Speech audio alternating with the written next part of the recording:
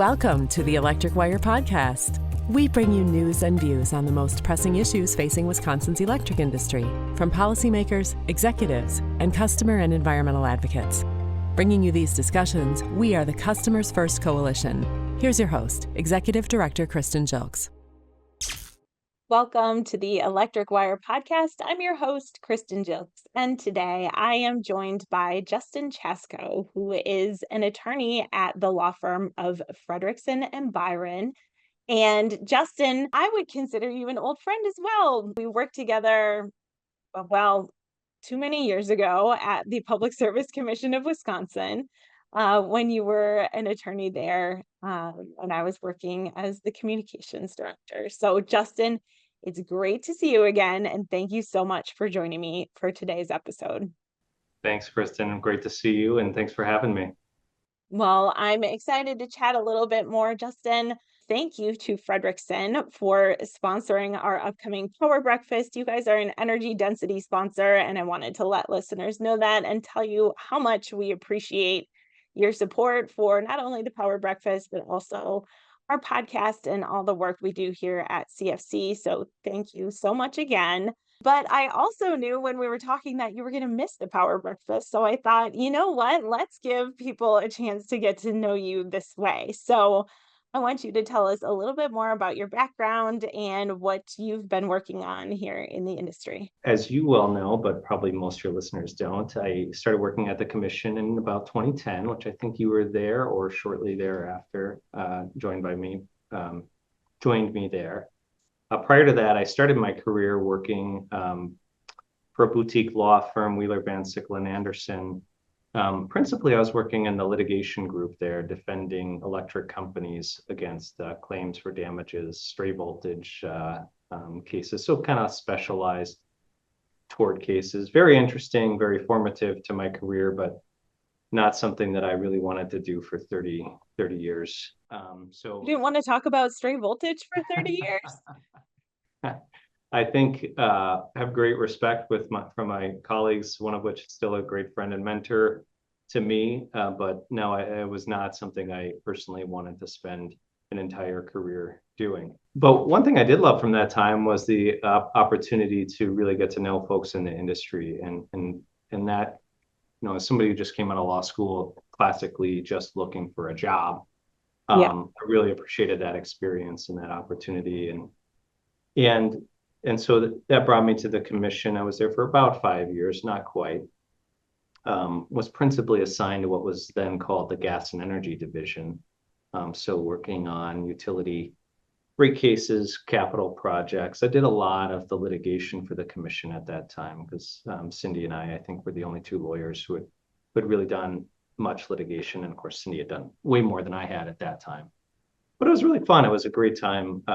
Got to work on a lot of really interesting, difficult cases, really important cases. I think some of them in particular, one I think about still is the case challenging the wind siding rules that went to the Supreme Court.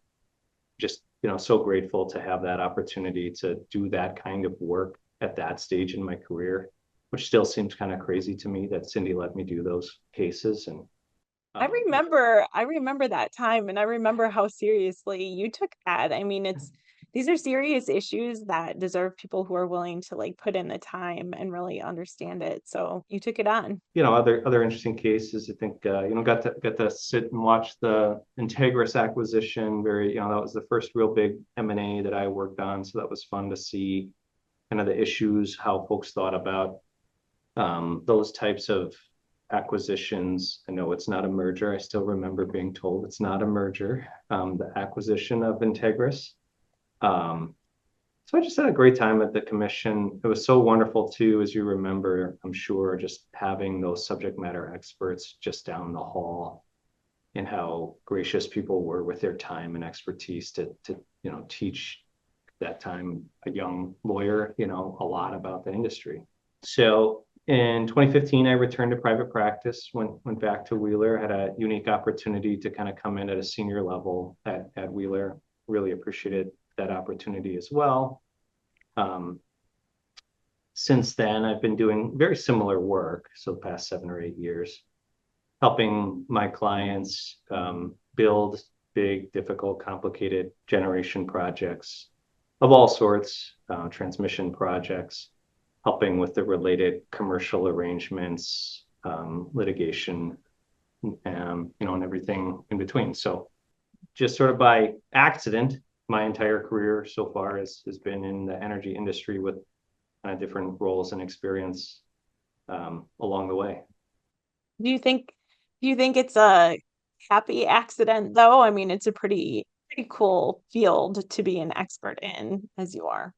Yeah, I mean it's fascinating. I mean, so many important things going on, so many different complicated issues that affect so much of our daily lives, and the environmental and siting concerns, the economic concerns, obviously the great benefit of just the fact that we have such a reliable electric system and what that allows us to do in our communities. And for me personally, as an attorney, just fun to work on cases where you get to be around so many smart people all the time with such a wide variety of expertise. I think just been blessed throughout my whole career to have that circumstance, and I really enjoy it. It's challenging, and it's very, very in a very pleasing and happy way, yeah, for sure. Justin, I can see the Capitol in the background there. So tell us more about where you're based, and Fredrikson as a whole, and what you guys do. The main office in Fredrikson is in the Twin Cities in Minneapolis. And a couple of years ago, as they were looking at addressing their clients' needs, so many of them, of course, had business in Wisconsin. And as I was thinking about how do we keep doing big projects and the resources that we need for big, complicated projects, it really was a great match. And so a small group of us from Wheeler elected to join Fredrikson, and we founded the first Wisconsin office here in Madison. So for me, it's a great kind of mix of both worlds. Our local office is still relatively small. It'll be interesting to see, what that looks like in 5 or 10 years, but still has a small office feel. There are 9 of us locally, great group of people.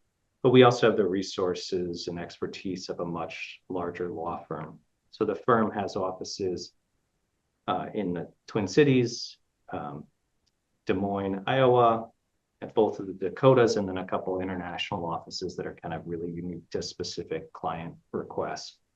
So we're a regional firm, really focused on business, and in particular for my practice, of course, the energy industry. In our little department, I guess I say little, but it's not. I mean, I think, I don't know this for sure. Somebody will call you up and tell me one of my competitors will tell you I'm wrong, but I think we're doing more energy development than anybody else in the Midwest. I can say that pretty confidently, that it's just fun to see if there's something big and interesting going on, somebody at Fredrikson is probably playing some important role in getting that project built. Well, Justin, there certainly is a lot going on right now in energy development. That is for sure. We are excited, as I said, to be having a power breakfast coming up on August 15th for listeners. That is 2024, in case you happen to be listening to this episode years later, which does sometimes happen. But we're really looking forward to that event. Registration is still open at the time this podcast is being released. One of the commissioners who will be attending is Commissioner Marcus Hawkins, who's been on the electric wire in the past. Marcus joined the electric wire when he was running the organization of MISO states. And we are going to play a clip now. That is Marcus. Marcus had his all the power moment, and when he was asked what he would do with all the power, he said he would reopen Wisconsin's closed nuclear facilities. I'll play that clip now. So if I had all the power in the industry, the first thing I would do would be to unretire all of the nuclear plants that retired prematurely. And so I'm a nuclear engineer by training and at heart. And because of some of the rules of these wholesale markets, a lot of nuclear plants were losing money at certain times. And now with this big decarbonization push across the country and at a lot of utilities, they're seeing these plants that they retired early and really kind of regretting it. And so it's a big loss. And with hindsight, it'd be really obvious to say we shouldn't have retired some of these nuclear plants, including the one that I worked at as an intern up in Kewaunee, Wisconsin. So that's one thing I would do. And that requires a lot of power because the Nuclear Regulatory Commission doesn't like that idea. But that's why it's a fun answer for this one. Okay, Justin, hearing that clip, I would love to get your thoughts. What do you think of Marcus's idea? Well, I make it a habit not to publicly argue with nuclear engineers or sitting commissioners on the Public Service Commission, but of course, how could you disagree with that? I mean, Right. It seems that, and of course, Commissioner Hawkins knows quite a lot of all the different issues that are, cause those to close. And it sure would be nice if our market rules really did recognize the reliability components that I think, I am not the expert, but I would be surprised if too many experts did disagree with this, that our market rules do not independently sufficiently result in the right assets being built and the right assets being kept open. And there has to be something more to keep those resources around. So, of course, great idea. Thank you. Well, maybe you'll have an opportunity to address how we get there in your own All the Power moment at the end of this episode. But right now, I wanted to play you another clip. Another speaker we're going to be joined by at the Power Breakfast on the 15th is Brent Ridge, who is the president and CEO of Dairyland Power Cooperative. He has been on the podcast twice, actually, talking about small modular reactors, so small nuclear reactors that Dairyland Power Cooperative was exploring with NuScale. That episode aired in 2022, and then in 2023, Brent was on talking about a large scale, a utility scale storage solution that uses abandoned mines for pumped hydroelectric energy storage. So it's a totally new concept. It was one of our most popular episodes ever because I think so many people were like, what are they talking about? This is totally new. And so I felt like I learned a lot from that episode. And one of the highlights for me was Brent talking about which we'll see first, small modular reactors that, it's also a hot topic. Everybody loves to talk about it. Or will we see something like this new pumped hydro storage technology first? So I will play that clip now. So my question is, which do you think we might see happen first? Mine storage or SMRs? It'll be mine storage, pump storage, some other kind of storage. But obviously we like where mine storage is going because of the criteria of utility scale plus discharge duration. John's timeline's right. It's 5 years out. If you'd asked me, I'd have said tomorrow is when I want it going, but I'm a little impatient. Nuclear has a 10-year timeline. Plants that are the plant in southern Idaho that's being looked at being built, they're talking about being in operation, producing electricity in 6-7 years from now. And we're behind that. So clearly the storage option is going to be with us before the small modular reactors will be with us. It's so unexpected to me that we're talking about utility scale energy storage, whereas even just a couple of years ago, it was like these small, couple megawatt storage projects. And now we're talking about a couple 100-megawatt storage projects. So it's pretty exciting, the pace at which technology is moving. All right, Justin, I've got one more clip I want to play for you. We're very excited to be hosting an energy advocate and journalist from Maryland named Laurel Peltier. at our Power Breakfast. And the reality of retail choice was an episode that first aired in 2021. Laurel joined us to talk about what is retail choice. And in this clip, we'll get into a little bit more about the states that have adopted this utility model that is retail choice. And I think what's important for people to know is that Customers First was really founded at a time that Wisconsin was considering going down the path of retail choice, which meant that different providers would be able to come in and offer service to Wisconsin's electric customers. And it would be a situation where people could literally go door to door selling power. People's power could get turned off if they didn't understand the contract with, some of the people coming to their homes trying to sell them a good deal based on a fixed rate that turns into a variable rate really quickly and causing some pretty unpredictable bills. So Customers First has always advocated for Wisconsin's regulatory structure where we regulate the people who sell power to Wisconsin customers. So we like that model. It has worked really well for customers. In some of the states, there were 13 states that adopted the retail choice model, sort of when there was this national push for it back in the late 90s, early 2000s. What those states have seen is this model is starting to fall apart. Retail choice hasn't worked for customers. And now some states like Maryland are actually re-regulating utilities. And so Laurel was a big part of the process in Maryland to start getting some more regulations on companies who want to sell power to residential electric customers. And so we're excited to welcome her as a speaker. And so now I'll play a clip from the episode, The Reality of Retail Choice, that Laurel first appeared on. And then I'll turn to you again for a quick reaction, Justin.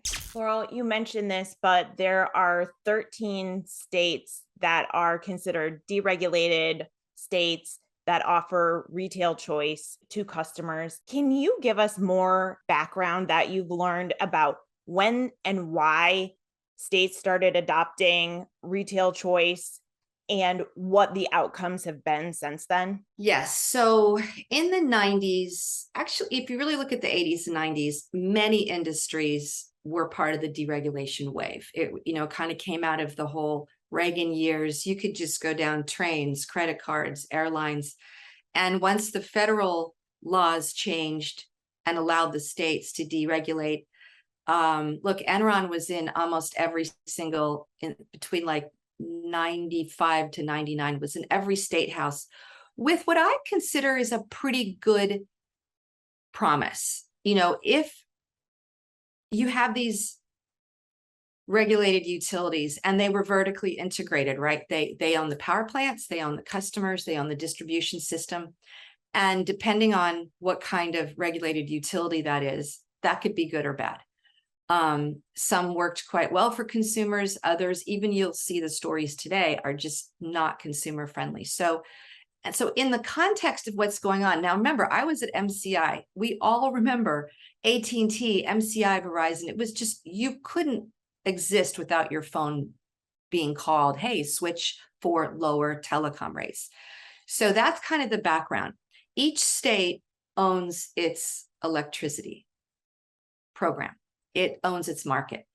And Northeast prices were very expensive. There was a real need and a worry that home energy was being unaffordable. But the people driving retail choice, driving deregulation, were corporations, because here they had these massive amounts of energy usage and they had no market buying power. So like in my state, in Maryland, in 1999, it was a very contentious law. It was a huge law. Corporations were really driving it. And residential was kind of thrown into the mix. It's interesting to go back and read a lot of what was written. It was so contentious that they put in my state, they put in these sweeteners. So they actually froze residential electricity rates for 5 years. It was a disaster because when they unfroze, Yeah. rates were way up here. So many states tried it. And the promise was, and this is what the product is. So I think a lot of people ask, what is retail choice? The promise was you're going to be hooked up your home or business to a regulated utility, and they're going to deliver your energy, your gas, your electricity. They have the poles, they have the wires, they have the whole distribution system. So that's kind of called distribution or delivery. Those are the two words. In my state, we call it delivery. You also have the supply, and that's based on every home or business's usage. How many kilowatt hours did you use that month? How many therms of gas did you use that month? That varies. That supply is what was broken off. So everybody pays delivery and distribution rates all the same, regardless of whether you switch to a retail energy supplier or not. The supply part is where the competition, the consumer free market was supposed to come into play, and people would be vying for your competitive electricity. It would be really interesting, and everybody would be really involved. That absolutely, it was the goal. It was, in my state, it was economic benefits for all consumer classes. So you took a product, we all use it. I would submit very few people are actually interested in it, nor do they understand it. If you asked, are consumers saving? They can, but on the whole, in the aggregate, they are not. And they're not saving in any deregulated state. Now that we're solid 12 years into retail choice. So I think that's an interesting thing for your listeners to know. This is not a new market. There is amazing mountains of data about how it's going, multiple regulations out there. There's so many reports, and there's so many experts that if a state was considering retail choice, there are many, many pitfalls to not do. And there's lots of data out there and expertise and research. So that's, I think, a very important thing to know. This is not a market that you would just organically start. There's no reason to. There's 14 different business cases out there. All right, Justin, I'm curious because of your long background in the industry, as well as working at the commission. What are your thoughts on Laurel's take on retail choice, and really your thoughts on utility regulation? I mean, I don't disagree with anything she said. I think that it's interesting as kind of a casual observer, if such a thing exists, of sort of the debate between retail choice and traditionally regulated utilities. I feel like a few years ago, I just, one of those, it's funny how a certain article like sticks in your mind, but I remember reading some opinion pieces and about how great things were working in Illinois. And the articles all of a sudden started to be written about how many people were choosing to switch utilities. And so they weren't even talking about any more purported savings for the consumers. It was like they almost kind of gave in that those savings were not being realized. And instead, we're just going to talk about, well, people kind of like choice. And that was sort of the sum of the intellectual and analytical argument for it, at least as I understood it. And so, I think, what was it, 99 or 2000, whenever the state kind of put the kibosh on that issue here, and hopefully it remains that way for a long time. I think they made a really wise choice that, all these promised benefits, really, I don't think people have seen, particularly concerning in that regard from my perspective and the work I've done is how they don't really have any mechanisms to then, if you disconnect the retail consumer from the power supplier, the really serious reliability concerns that can be arise from that. And who's going to build a power plant for $1 billion if they're bidding into a capacity market with 2 years of returns? I just think it's interesting being so close to Illinois. It seems maybe like so many things on this side of the border to be a complete disaster. somebody ends up paying for it sometime. And so when we had Kira Lair on a couple of years ago, she described regulation as almost like an insurance policy, where it's like slow and steady and prevents those huge spikes from happening when they do, but they will, there'll be those days like they saw in Texas, or days when the market prices aren't super high. And having a regulated utility that provides a fixed rate for customers that's reviewed by regulators is the way to ensure slow and stable prices for customers. Even if there's an increase, hopefully it's minimized and carefully thought out when that happens. Justin, thank you so much again for joining me. I just wanted to make sure that our listeners knew again that our Power Breakfast is being held on Thursday, August 15th, 2024, at 8:15 a.m. At the Best Western Premier Park Hotel in Madison, Wisconsin. You can sign up at our website at customersfirst.org and look for the events page, and you'll still be able to sign up. So we hope to see many of our Electric Wire listeners there. This is we are going to celebrate the 50th episode of the Electric Wire and turn the Power Breakfast into the 50th episode. And so we can't wait to celebrate 50 episodes with all of our listeners and friends from across the industry. So thank you again, Justin, for Fredrikson's support for the Power Breakfast. And I really appreciated getting to chat more with you today and learn more about your background. I do have one final question that we ask all of our guests before the end of the episode, and that is, if you had all the power in the industry, what would you do with it? I think from my perspective as an attorney and looking at, again, with a lot of concern with our capacity and reliability and just getting the power from one place to another and the challenges that come with those types of projects. If I had all the power, I sure would love to see a more integrated and streamlined permitting process. I think the state of Wisconsin does a pretty good job with that, and the commission in particular with their timelines, but also the resources that are allocated to that. I'm sure they could always have more, and I'd love to see that too. But really where I see big problems is when the federal government gets involved and you have open-ended projects that can be subject to a lot of shifting political winds, and just really would love to see more certainty and reliability in that permitting process for our clients and the folks that depend on the services that they provide. Nice. Thanks, Justin. Well, it was great catching up with you, and I really appreciate you joining me and listening to those clips and helping set up the Power Breakfast. Thank you, Kristen. Appreciate it. Thanks. Take care, Justin. Yep.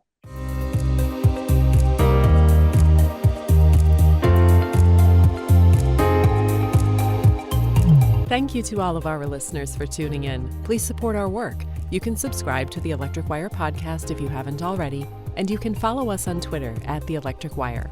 Thanks also to the members of the Customers First Coalition for supporting this podcast. Our members are Dairyland Power Cooperative, Madison Gas and Electric, the Municipal Electric Utilities of Wisconsin, WPPI Energy, the Citizens Utility Board, the International Brotherhood of Electrical Workers Local 2150, and the Wisconsin Electric Cooperatives Association. Thanks again for listening. We'll have a new episode next month.